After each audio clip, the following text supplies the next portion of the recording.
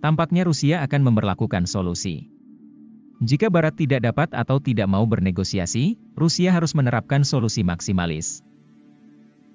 Atau sebagai alternatif, Rusia menawar dengan menunjukkan bahwa Rusia dapat menciptakan zona mati di Ukraina Barat seluas yang diinginkannya. Jika Ukraina dan para pemikir Amerika Serikat tidak sadar, zona mati itu akan menjadi sangat besar. Tulis Yves Smith dalam Neue Kapitalism. Bagaimana krisis Ukraina diakhiri? Bagaimana Rusia menciptakan Ukraina yang netral yang tidak dipersenjatai oleh musuh-musuh Moskow? Bagaimana Rusia mencegah Kiev melakukan latihan militer bersama dengan NATO atau menjajarkan pangkalan rudal di perbatasan Rusia? Bagaimana Rusia menghentikan Angkatan Darat Ukraina menembaki etnis Rusia di timur, atau melatih para militer sayap kanan untuk membunuh sebanyak mungkin orang Rusia? Bagaimana Putin mengubah Ukraina menjadi tetangga yang baik yang tidak menimbulkan ancaman keamanan dan tidak memicu kebencian dan kefanatikan anti-Rusia? Dan, terakhir, bagaimana seseorang menyelesaikan konflik secara damai jika satu pihak menolak untuk bernegosiasi dengan pihak lain? Perhatikan dalam video yang disematkan dari sebuah artikel di Mint News. Presiden Ukraina Volodymyr Zelensky pada hari Selasa menandatangani sebuah dekret yang secara resmi mengumumkan prospek negosiasi perdamaian yang tidak mungkin antara Ukraina dan Presiden Rusia Vladimir Putin. Dia, Putin, tidak tahu apa itu martabat dan kejujuran. Oleh karena itu, kami siap untuk berdialog dengan Rusia, tetapi dengan Presiden Rusia lainnya, kata Zelensky, Jumat. Kutip Mint News. Fakta bahwa Zelensky tidak akan bernegosiasi dengan Putin tidak berarti tidak akan ada penyelesaian. Itu hanya berarti Zelensky tidak akan memiliki suara krisis dua negara ini. Sebagai negara yang lebih kuat, Rusia selalu berada dalam kemampuan untuk memaksakan penyelesaian yang mencapai tujuan dasar keamanan nasionalnya, dan itulah yang akan dilakukan Putin. Penyelesaian itu tidak akan ideal dan juga tidak akan sepenuhnya mengakhiri permusuhan, tetapi itu akan memberikan tembok perlindungan dari musuh Rusia yang merupakan yang terbaik yang dapat diharapkan mengingat situasinya. Sayangnya, penyelesaian itu juga akan mengakhiri keberadaan Ukraina sebagai negara yang layak dan bersebelahan. Dan setelah Rusia menyelesaikan operasi militer khususnya, Ukraina akan menghadapi masa depan yang suram sebagai tanah terlantar yang terdeindustrialisasi yang sepenuhnya bergantung pada sekutunya di barat untuk kelangsungan hidupnya. Berikut adalah kutipan dari sebuah artikel oleh jurnalis yang berbasis di Moskow John Helmer yang berpendapat bahwa tentara Rusia akan membersihkan wilayah yang luas di Ukraina Tengah dalam serangan musim dingin yang akan datang, dan sebagian besar dari tanah itu akan menjadi bagian dari zona demilitarisasi atau DMZ selebar 100 km. DMZ yang akan melindungi Rusia dari serangan rudal dan artileri Ukraina. Seperti yang dicatat Helmer, model penyelesaian yang dipaksakan oleh militer ini adalah model gencatan senjata Panmunjom pada 27 Juli 1953, yang mengakhiri Perang Korea. Di tanah di dalam ZDU, zona demilitarisasi Ukraina, mungkin tidak ada listrik, tidak ada orang, tidak ada apapun kecuali sarana untuk memantau dan menegakkan ketentuan gencatan senjata. Secara panjang lebar Helmer menjelaskan analisisnya seperti berikut. Menurut sumber militer Rusia Helmer mencatat, setelah penghancuran target ini selesai, sisa-sisa infrastruktur akan ditaburi ranjau, dan area tersebut akan ditanami perangkat penginderaan. Tentara kemudian akan memulai penarikan bertahap yang cepat di belakang garis Rusia di mana proses fortifikasi dan kubu telah dimulai.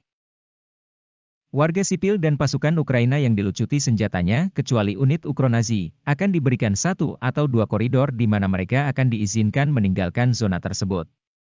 Mereka sebaiknya tidak berlama-lama. Sumber militer tersebut setuju akan ada garis demarkasi militer baru sebelum berakhirnya musim semi mendatang. Garis demarkasi ini berbeda dalam penggambarannya sekarang, dan bagaimana tampilannya April mendatang.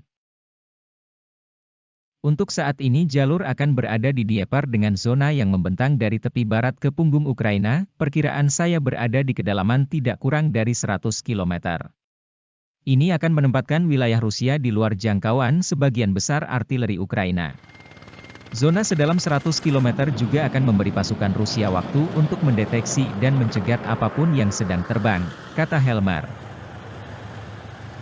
Di sektor utara, mulai dari Kramatorsk dan Sloviansk hingga Kharkov. Ini adalah tempat garnisun dan area panggung kebencian di atau dekat perbatasan Rusia. Mereka tidak akan terhindar dari deelektrifikasi, depopulasi, dan denazifikasi, masih kata Helmer. Hal yang perlu ditekankan, terutama dalam operasi Rusia di utara. Tidak akan merebut dan mempertahankan wilayah. Idenya bukan untuk menduduki wilayah, apalagi mengaturnya, untuk waktu yang lama. Tujuannya adalah untuk menghancurkan musuh yang membandel dan infrastruktur yang mereka andalkan, memasang ranjau dan sensor, dan kemudian mundur. Setelah jaringan transportasi dan logistik yang dilucuti, pekerjaan penghancuran jaringan ini oleh unit insinyur akan dimulai.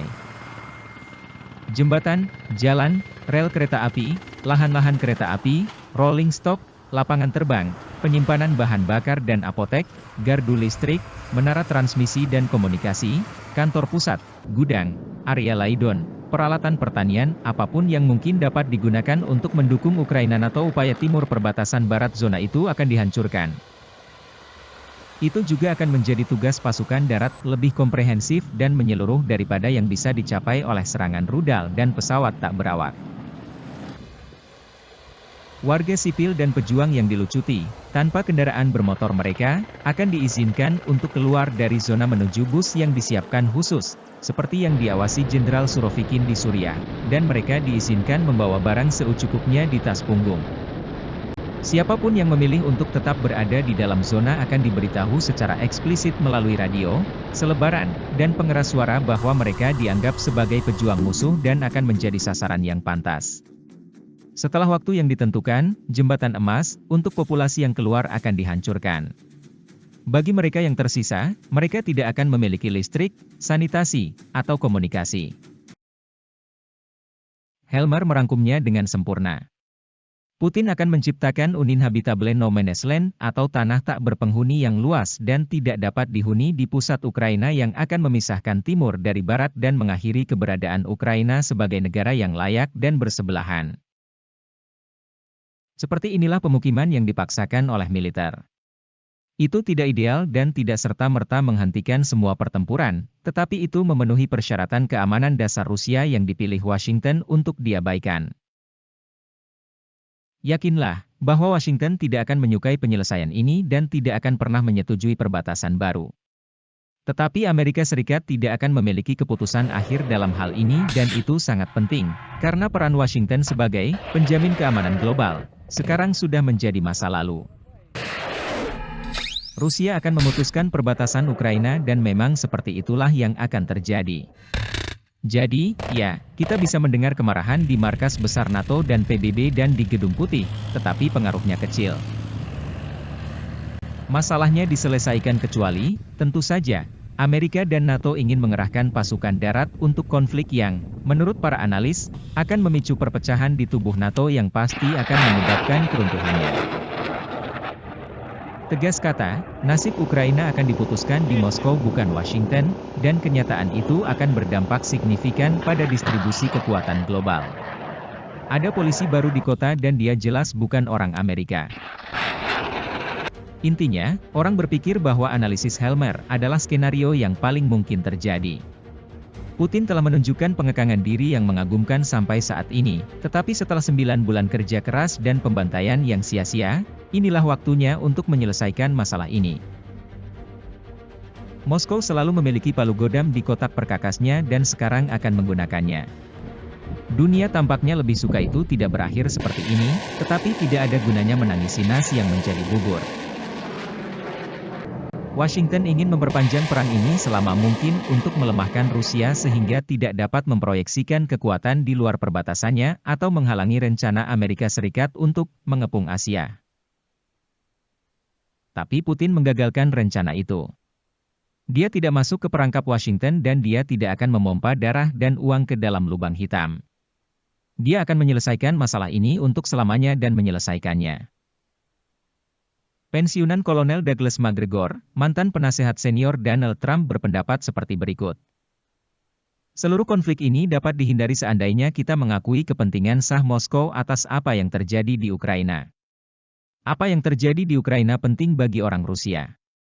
Jadi, kami dapat melakukan intervensi sejak awal dan berkata, mari kita gencatan senjata dan berbicara, sebenarnya, kami dapat mendengarkan Rusia selama 10 atau 20 tahun terakhir tentang kekhawatiran mereka tentang apa yang terjadi di dalam Ukraina. Dan, saya pikir sekarang kita melihat Rusia melalui kacamata rezim Zelensky, pemerintah yang sangat berbahaya yang sangat memusuhi Rusia, dan, yang hanya menanggapi instruksi dari Washington yang telah memutuskan bahwa ia ingin melemahkan Rusia secara fatal dengan cara apapun yang memungkinkan. Solusinya untuk ini adalah bukan untuk bergabung dalam perang yang sia-sia dan destruktif dengan Moskow, tetapi, untuk memahami pikiran orang-orang dalam pemerintahan di Kiev. Mau tidak mau, keputusan sudah dibuat. Ukraina akan terbelah menjadi dua, apakah Washington suka atau tidak. Tetapi, begitulah adanya.